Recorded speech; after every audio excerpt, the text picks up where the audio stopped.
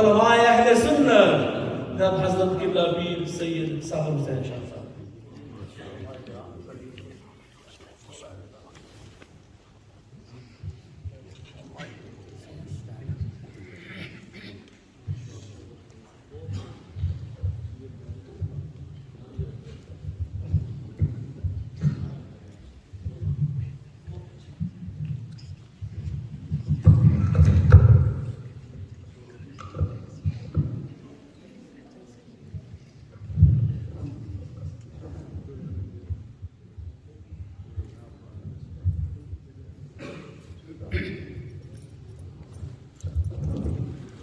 بیٹھنے والا جلدی نہیں اٹھتا پر میں 10 منٹ لگاؤں گا. سوچنا کہ میں کسی کو بیٹھوں گا.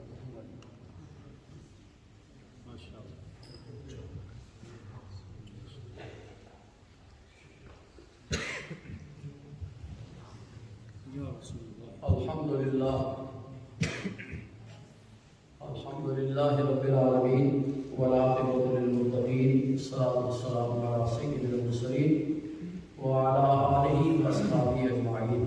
اما بعد اعوذ باللہ من الشیطان الرجیم. بسم اللہ الرحمن الرحیم. الف لام میم. صدق اللہ مولانا العظیم وبلغنا رسولہ النبی الامین الکریم ونحن علی ذلک لمن الشاہدین والشاکرین والحمد للہ رب العالمین. درود پاک اللہم صلی علی سیدنا مولانا محمد الماضی الجود والکرم باری مبارک وسلم. الصلاۃ والسلام علیک یا سیدی یا رسول اللہ وعلی آلک واصحابک یا سیدی یا حبیب اللہ. علماء ذی وقار، نعت خوانان شیریں لسان و سامعین با تمکین، السلام علیکم ورحمۃ اللہ وبرکاتہ. مجھ سے پہلے آپ نے بہت سے ناخوانان گرامی سے بڑے احسن انداز میں اچھے کلام سماعت فرمائے، اور میرے بعد بھی کراچی کے مشہور و معروف بلکہ عالمی سطح کے نعت خوان تشریف فرما ہے، وہ جن کی آپ انتظار میں ہیں وہ تشریف لا کر آپ کو محسوس فرمائیں گے. یہ محفل نعت ہے. اس نعت کے حوالے سے 2-3 باتیں 10 منٹ کے اندر آپ کے گوش گزار کرنا ضروری ہے. جو کلام آپ نے سنے یہ کلام اس میں اعلیٰ حضرت کا کلام بھی تھا، اس میں دیگر شعراء کے کلام بھی تھے، خصوصاً اس مسجد اعلیٰ کے خطیب صاحب کا کلام بھی تھا، علامہ صاحب کا بھی ماشاءاللہ بہت اچھا اور وقت موقع کی مناسبت سے تھا. دنیا میں بڑے بڑے نعت خوان گزرے، انہوں نے اپنی بساط کے مطابق حضور کی تعریف و توصیف کی. ہر کلمہ گو مسلمان حضور کا نعت خوان ہے. جس نے بھی کلمہ پڑھا اس نے حضور کا نام لیا. یہ نام لینے کے ساتھ ہی وہ نعت خوان بن گیا. یہ الگ بات ہے کسی نے کس زبان میں کسی نے کس زبان میں نعتیں پڑھی. کچھ نعتیں ایسے ہیں جو امر ہو گئی ہیں، یعنی وہ دنیا کی زبان پر پھر رہی ہے. اعلیٰ حضرت کا سلام لیجئے، سب سے اولا و اعلیٰ ہمارا نبی لیجئے. اسی طرح اور دیگر کئی نعت گو شعراء گزرے ہیں جن کے کلام کو رب کائنات نے اس دنیا میں مشہور و معروف کر دیا. یہ قبولیت کی دلیل ہے، قبولیت کی دلیل ہے. پڑھنے والے بھی بڑے بڑے، لکھنے والے بھی بڑے بڑے، اور اللہ تعالیٰ نے بہت سے نعت خوانوں کو بڑی احسن آواز بھی عطا فرمائی. لیکن دنیا بھر کے نعت خوان ایک طرف اور اللہ کا دیوان ایک طرف. قرآن مجید فرقان حمید یہ حضور صلی اللہ علیہ وسلم کی اول تا آخر یہ نعت پاک ہے. سبحان اللہ.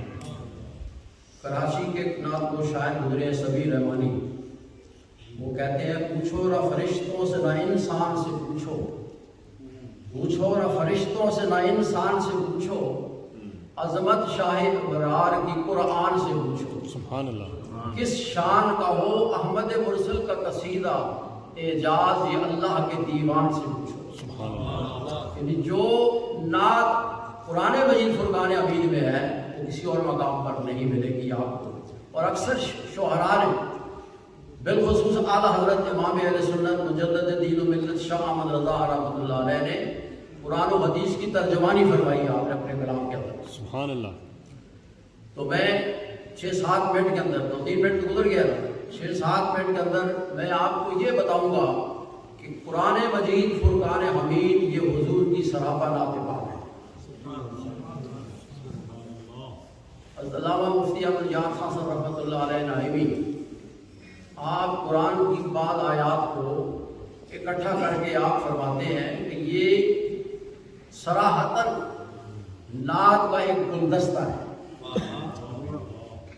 وہ آیتیں ایسی ہیں کہ اگر قاری قرآن یا کوئی شخص بھی ان آیات کو سامعین کے سامنے جب پڑھتا ہے تو خود سامعین ترجمہ نہ بھی کیا جائے تو سمجھ جاتے ہیں کہ یہ حضور کی تعریف ہے۔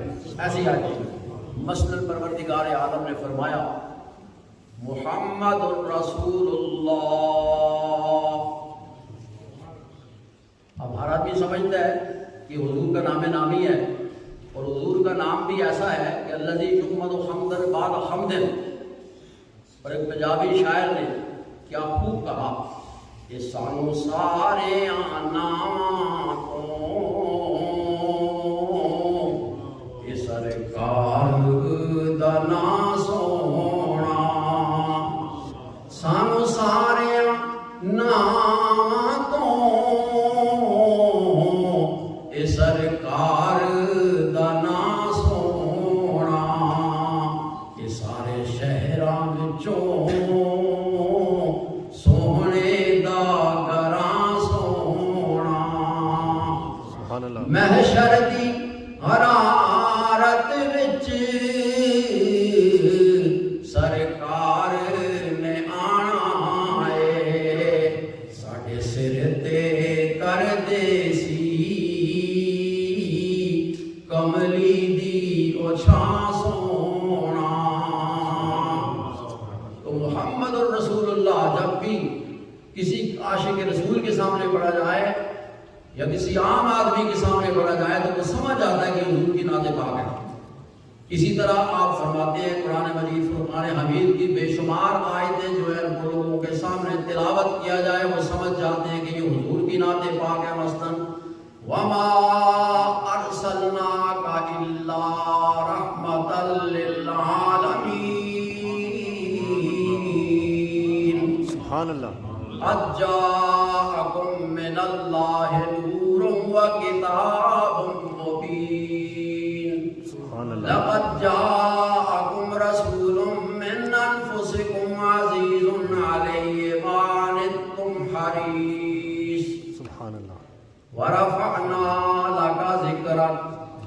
جو سامنے آتی ہیں یہ ساری عام آدمی بھی سمجھتا ہے کہ حضور کی تعریف میں آ رہی ہے، لیکن کچھ آیات ایسی ہیں جو عام آدمی سمجھ نہیں سکتا کہ یہ حضور کی نعت پاک کیسے ہے۔ وہ 2-3 مثالیں میں آپ کو دیتا ہوں۔ حروف مقطعات میں سے سب سے پہلے جو اللہ تعالیٰ نے قرآن پاک میں موڑ لگا دیا ابتدا میں، الف لام میم، یہ کیسے نعت پاک ہے؟ یہ اللہ اور اس کے رسول کے درمیان یہ راز ہے، یہ اللہ کے بتانے سے اس کا محبوب سمجھتا ہے۔ لیکن قاضی ثناء اللہ پانی پتی رحمۃ اللہ علیہ تفسیر مظہری میں فرماتے ہیں کہ مجدد افسانی رحمۃ اللہ تعالیٰ علیہ نے لکھا کہ مجھ پر اللہ تعالیٰ نے حروف مقطعات کے اسرار و رموز جو ہیں وہ ظاہر کر دیے ہیں، جو اس کا مرادی معنی ہے وہ صحابہ کرام کو، صوفیاء کرام کو اس کا علم ہے۔ مرادی معنی، حقیقی معنی اللہ تعالیٰ جانتا ہے۔ چنانچہ شاہ عبدالعزیز محدث دہلوی رحمۃ اللہ علیہ تفسیر عزیزی میں الف لام میم کے بارے میں فرماتے ہیں کہ الف سے مراد اللہ، لام سے مراد جبریل امین اور میم سے مراد محمد مصطفیٰ صلی اللہ علیہ وسلم، یعنی اللہ تعالیٰ قرآن کو بھیجنے والا جبریل لانے والے اور محمد مصطفیٰ صلی اللہ علیہ وسلم پر یہ نازل ہوا۔ اب یہ حضور کی نعت پاک کیسے بن گئی؟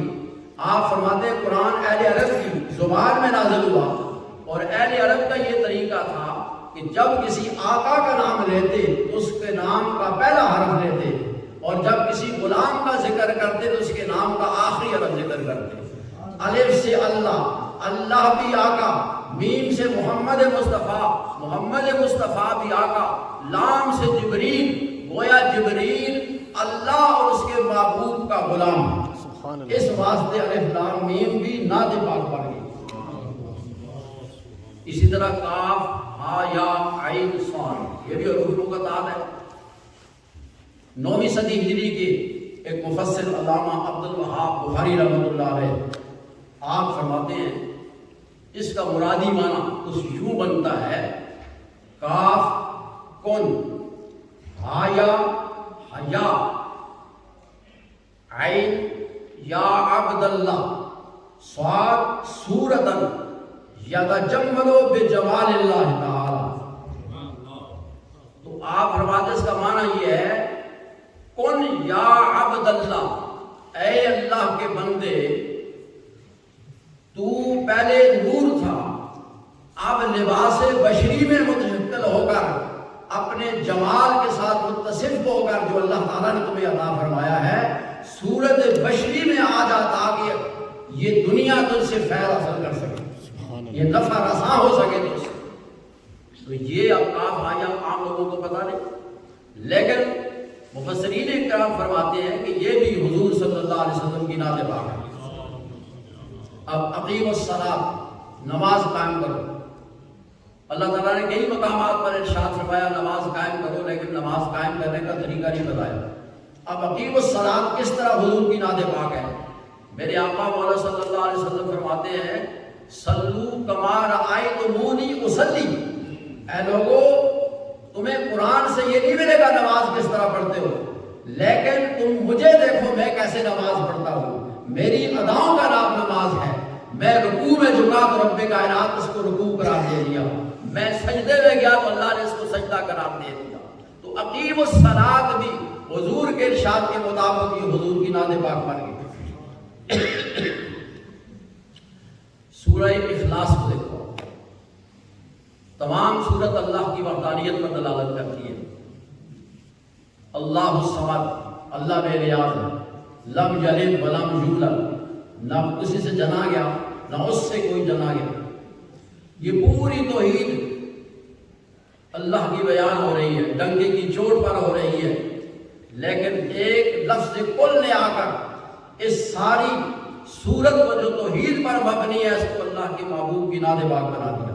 اے محبوب، بے شک میں وحدہ لا شریک ہوں، بے نیاز ہوں، نہ مجھ سے کوئی جنا گیا نہ میں کسی سے جنا گیا، نہ میرا کوئی عنصر ہے، لیکن یہ ساری توحید، یہ سب کچھ اس وقت میری بارگاہ میں قبول ہے جبکہ تو اپنی زبان سے یہ کہہ دے، کل کہہ کے اپنی بات بھی تیرے منہ سے سنی، کتنی ہے تیری گفتگو اللہ کو پسند۔ اسی واسطے اعلیٰ حضرت امام اہل سنت مجدد دین و ملت شاہ احمد رضا رحمۃ اللہ علیہ فرماتے ہیں، خدا خدا کا یہی ہے در، نہیں اور کوئی مفر مقر، بخدا خدا کا یہی ہے در، نہیں اور کوئی مفر مقر، جو وہاں سے ہو یہیں آ کے ہو، جو یہاں نہیں تو وہاں نہیں۔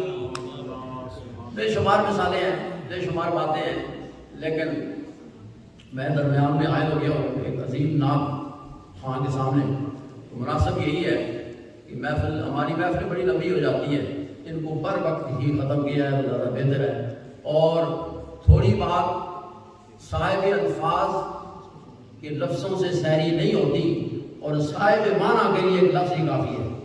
اگر میں پوری رات تقریر کرتا رہوں تو شاید آپ کو یاد ہی نہ رہے، لیکن اگر کام کی دو باتیں بھی آپ کی خدمت میں پیش کر دی جائیں اور آپ اس کو یاد رکھیں تو یہ مناسب ہے۔ تسلیم علیہ سبحان اللہ۔